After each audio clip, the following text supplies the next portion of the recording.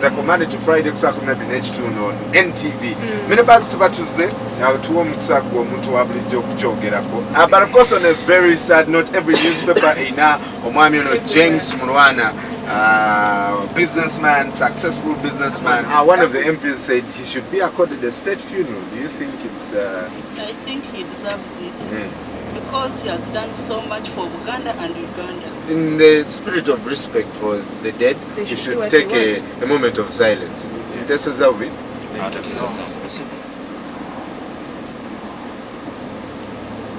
May his soul rest in eternal peace. Olunaku lwa leero tugenda kwogera ku mulama gwa rape that is on the increase.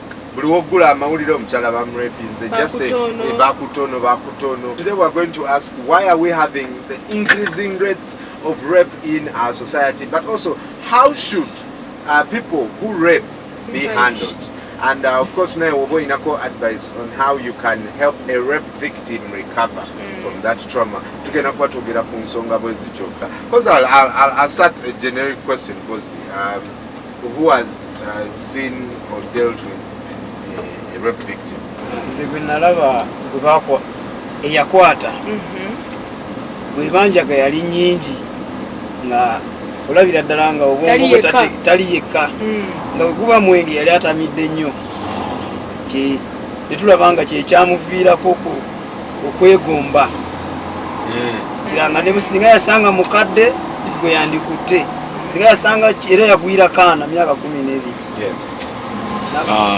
Nga tugenze ku lunaku luno lwakavaako nga tuyingira omwaka ekyalo ekyafaawo twafunamu erozi obwa reepu era nga yareepi nga amanyiddwa naye ng'ensonga eyamuleetera ekyo omwami nagikonyeeko ensonga yali yamulewe naye n'ensonga ey'okubiri wesijja munegeza si buli anywa nti aba ayiseeko nnyo wabula ne yali amulinaanye kaali kana katuma yaka 16. Mama tebereza yebase waka bamaze okuyingira omwaka tata naye yebase omwana bamulesewa wabweru ayambadde bubi bana bakyasoma obugoye bwebuti ayingidde akabaala asanyukemu tamanyi nti oba siminofu mwenge agulyanga soda tamanyi kugamba naye tamanyi wabula aliwo okunoonyereza.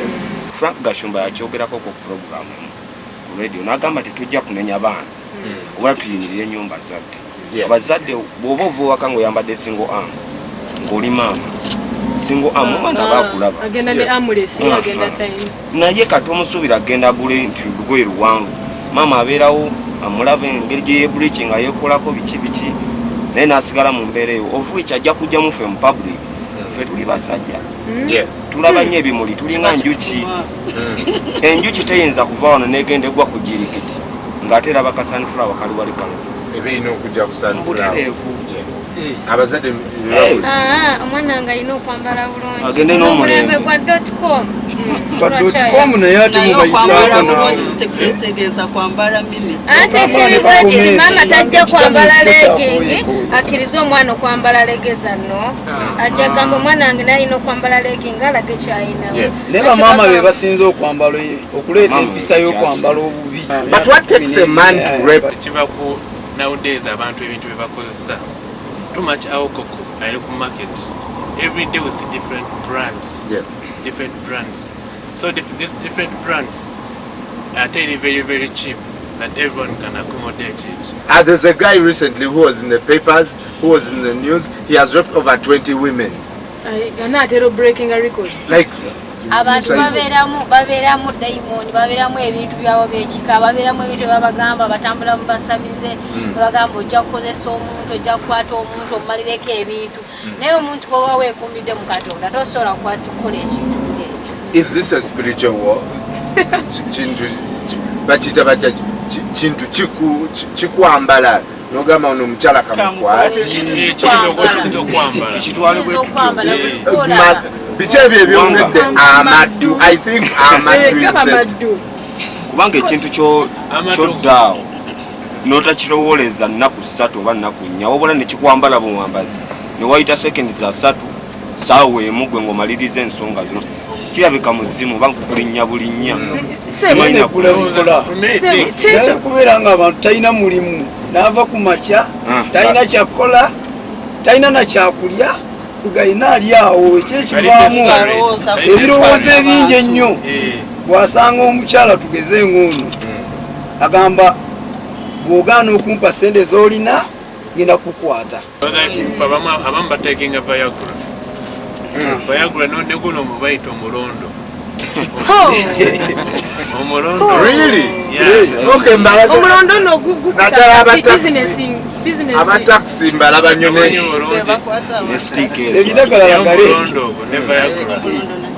Let's look at Helen Kezi Nwoha, who is a human rights activist, but also an advocate. When we come back, we'll look at how we can streamline. Is it the legal system? LCs webakwata omuntu mwemudde ne musettlinga ku malwa. What, you know, how should we do? What should we do to reduce this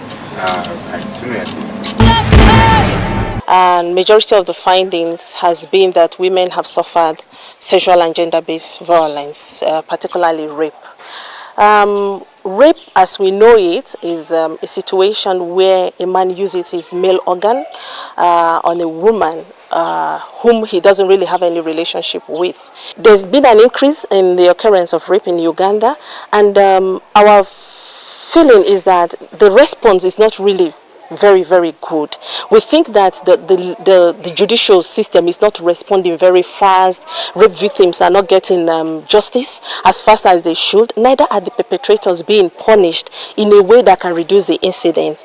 And many of them are committing rape with impunity because nobody can do anything. Many times families decide to negotiate with you at all because the girl is ashamed, so they ask you to marry her just to cover up the shame. But this girl who has been raped has lost herself as a woman.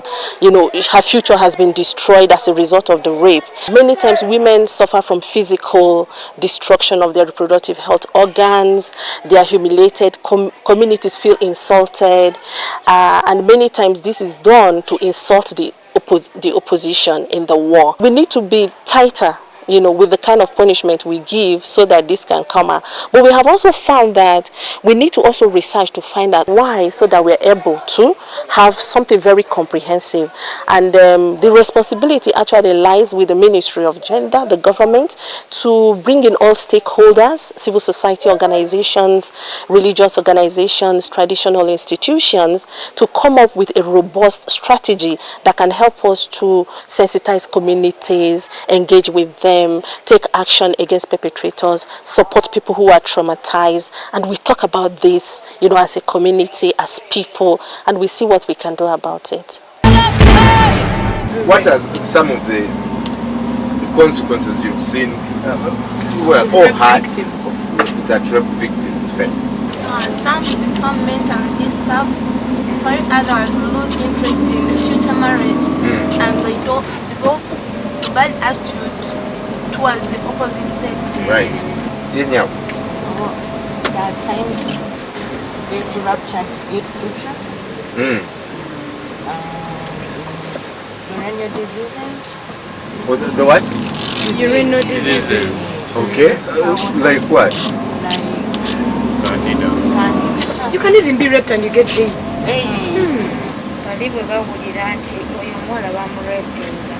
N'omusajja yennyini gwoba ofunye at first akulaga nti kwagala but at the end atuuka okukozesa ng'alaba ono kino kyaggwamu dda tegere bamukozesa dda kati nze ndi ku kisosonkole.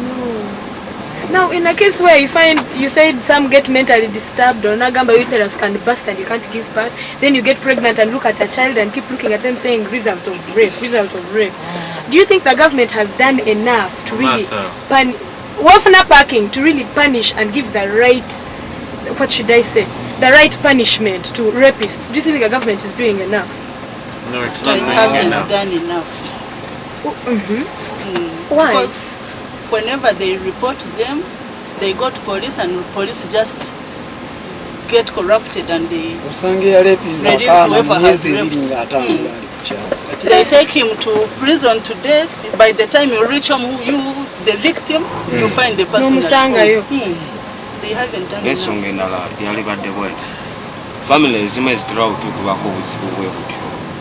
ziba oluusi tezeesobola bulungi omuntu kagamba nga yakoze omusango oluusi aba nnyo omugagga ng'asingako ku bali kati badda bali mu nkukutu n'omwana yakoleddwako ensonga eyo n'abazadde ne batuula ne bagamba omwana waffe mujjanjabise bwe luba lubuto tunaayiiya nga mwe luli tulugyemu kwegamba ebintu ne babinyigira eyo mpolampola oba ne bamukuwa ne bagamba omwana tumuba wati kati n'ekyo kireetedde nnyo gavumenti okuba nga oluusi temanya ensonga ne zigwere nokwero si wano ne babinyigira eyo ensonga ne zigwere waliwo kyabadde agamba anti kyogerere n'ofulume. No, those men should be castrated. I think at times if you could castrate around like 5 people will get sense. I remember Matembe talked about castrating. Yes. You're being harsh. Matembe. That's what she suggested. Thank you very much. Have a lovely day. But also me, I'm called Brian Sembati. Hey. Even me, I'm Kansime Ann. Brian Sembati. Okay. The Penal Code, Section 117 of the Penal Code Act, it says any person who has unlawful carnal knowledge of a woman without her consent. Carnal knowledge is real. Carnal knowledge. Legal language. Nedda mukwana. Carnal knowledge kiringa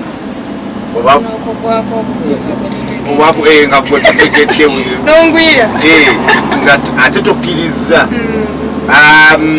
If the consent is obtained by force or by means of threat or intimidation of any kind, mba nkuwaze oba nga nkugee gwe nno nja bw'otagira all means of false representation as to the nature of the act. And in case of married women, if a guy comes and says and impersonates as your husband, you rape. Now the punishment is that you shall be liable to suffer death. So death penalty is for rape. Is for rape. Now there's also attempted rape. Attempted rape. Any person who attempts to commit rape is guilty of a felony and is liable to imprisonment for life, with or without corporal punishment. Have we seen any rapists that has been convicted? Or have you heard of them? Yeah, most of them are set free. That's what I was saying. The government has not done much. Especially, it starts from the beginning, from where the victim reports. That's where most of the cases end. But in a case where someone has done that under the influence of, say, drugs or alcohol, wouldn't it be, because the humane thing, what if you just cancel them and they stop taking alcohol and they become a changed person? Everyone has a chance to change.